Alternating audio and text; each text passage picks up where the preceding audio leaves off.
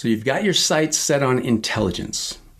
You want to be the one gathering info, analyzing data, and helping the Marine Corps make smarter moves on the battlefield. That's a serious path and a rewarding one, but it starts with one major thing: your Armed Services Vocational Aptitude Battery, or ASVAB scores. If you're wondering how to qualify for a job in Marine Intelligence, you're in the right place. Welcome to the U.S. Military Test Prep channel by Study.com. My name is Dr. Steele.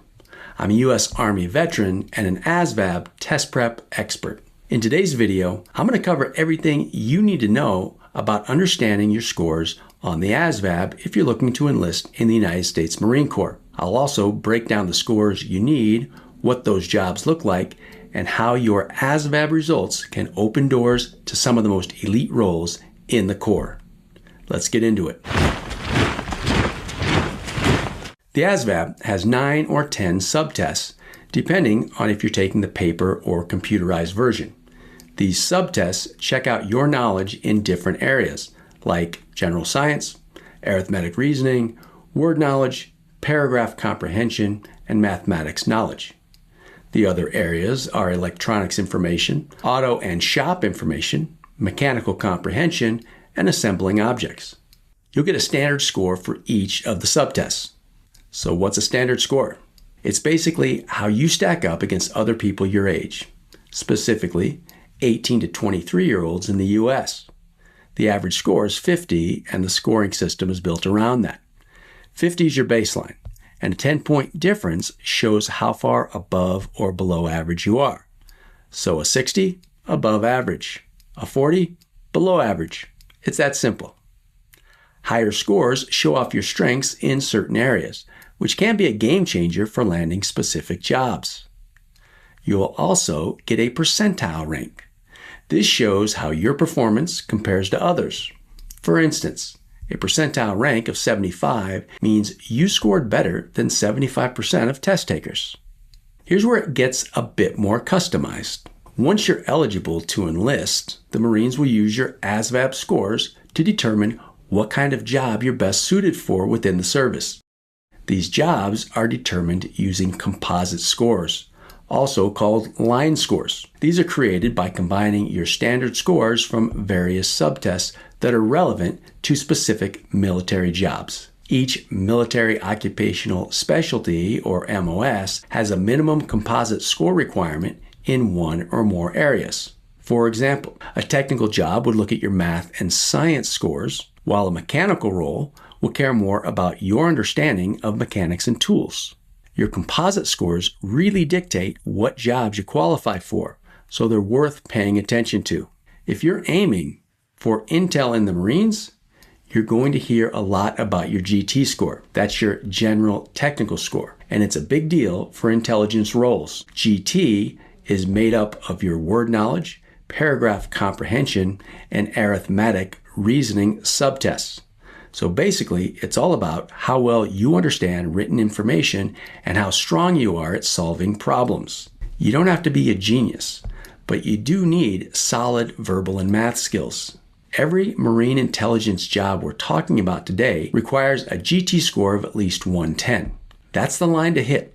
And if you're serious about intel, that number should be your first goal.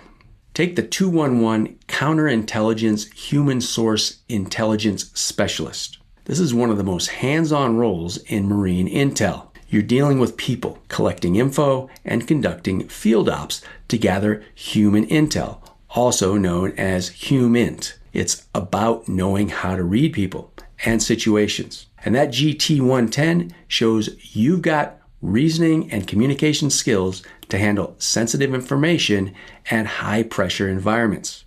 Next, there's the 261 Geographic Intelligence Specialist. In this job, you're using maps, imagery, and terrain data to help command units and plan missions. You're not just looking at a map, you're figuring out how terrain affects tactics. That job also requires a minimum GT of 110. Then there's a 241 Imagery Analysis Specialist. Here you're looking at aerial and satellite images to spot threats, track movements, and support missions. It's visual, detailed, and strategic. The GT score matters because this job requires strong pattern recognition and the ability to interpret what you're seeing quickly and accurately. And finally, we have the 231 Intelligence Specialist. This is one of the most versatile roles in military intel. You'll be collecting data, analyzing enemy capabilities, and helping shape mission plans. Whether it's cyber intel or battlefield assessments, your job is to deliver the right info at the right time. A GT of 110 makes sure you can handle the fast thinking and communication this job demands. Your Armed Forces Qualifying Test, or AFQT score, might be the most important score. It decides whether you can enlist at all. Each branch sets its own minimum score, so you have to clear that bar to move forward. The AFQT comes from a combination of your scores on 4 key subtests. These subtests are 1. Arithmetic reasoning, which has basic math word problems. 2. Mathematics knowledge, which includes a variety of math concepts. 3. Word knowledge, which tests vocabulary and word meanings. And finally, paragraph comprehension, which measures how well you can understand written materials. Your AFQT score is a percentile ranking, meaning if you score 60, you did better than 60% of standard test takers. Each military branch has its own standards. Let's talk numbers and take a closer look at the minimum AFQT score you'll need to enlist in each branch of the military. You'll need a high school diploma or GED to qualify for any branch of the military. The required score varies, though, based on which one you have. If you've got a GED, you'll need a score of at least 50. With a high school diploma, you'll need a minimum score of 31 for the Air Force, Marines, Navy, and Army. The Coast Guard requires a minimum score of 32. If your AFQT score is higher than the minimum, that's great. This opens up additional job options, potentially more career growth, and maybe even some bonuses. Whether you've already taken the ASVAB and your scores aren't where they need to be yet, or you're still prepping, I'm here to give you some steps you can take to improve your scores and better position yourself for the military jobs you want. First, pinpoint both your strong and weak areas. If you haven't yet taken the ASVAB, taking a practice test can zero in on what you know and what you don't. Look at which subtests brought down your score and which ones you excelled in. While it's important to address weaker areas to meet the minimum requirements, excelling in your strong areas can offset a lower score in the other sections. This balance can improve the overall test outcome, especially for composite scores and percentile rankings. Next, study smarter. Spend more time on the sections you struggled with. Using good study resources can make a big difference. Study.com's ASVAB test prep resources can help with personalized plans and practice tests to get you on track. In fact, 92% of users pass the ASVAB after prepping with Study.com. If you feel like you know a topic well, do practice problems and quiz yourself. If you're still missing a lot, go back and review the lesson until you're confident you know the material. A solid prep plan can boost your score.